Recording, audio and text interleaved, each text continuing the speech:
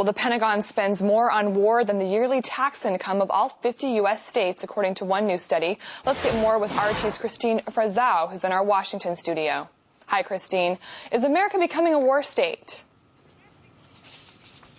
Well, according to some, it is. Now, let's put this into a little bit of context here, Kelly. Across the board over the last 3 years, with the state of the economy here in the United States, we have seen cuts in just about everything. Education, healthcare, certainly at city, county, and state levels.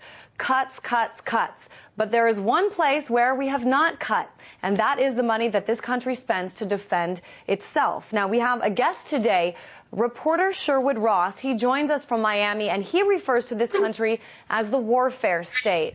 Mr. Ross, talk to me a little bit about what you mean when you say that. Well, I mean that the United States today, through the Pentagon, is spending more for war than all the 50 state governments of the United States spend for the health, education, and welfare of the American people. That military budget has grown colossally to about $800 billion. It's gone up 4% under President Obama. American people who voted for peace are finding that we have a greater war economy than ever before. Well, let's talk about this, though. I mean, in addition to an economy that has not been kind to many of us, we also have a greater terror threat. I mean, starting in 2001, but all the way to even Christmas Day here when we see somebody attempting to bomb an airplane.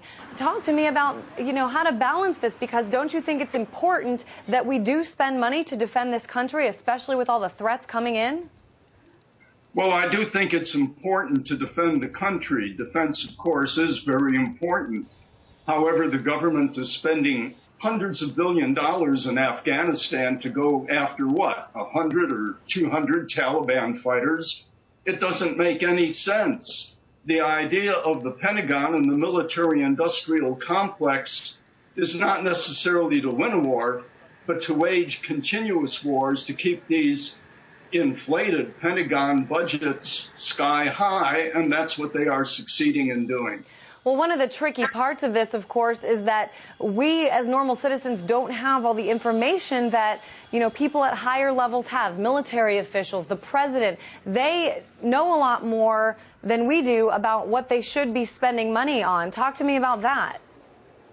Well, and they lie a lot more, too. Even under Ronald Reagan, his budget advisor told him that the Pentagon was wasting $30 billion.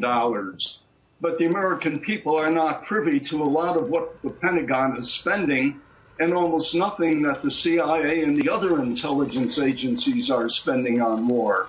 There's another $40 or $50 billion right there on top of the Pentagon's $700 or $800 or $880 billion estimates for the coming year. The American people need to know the facts.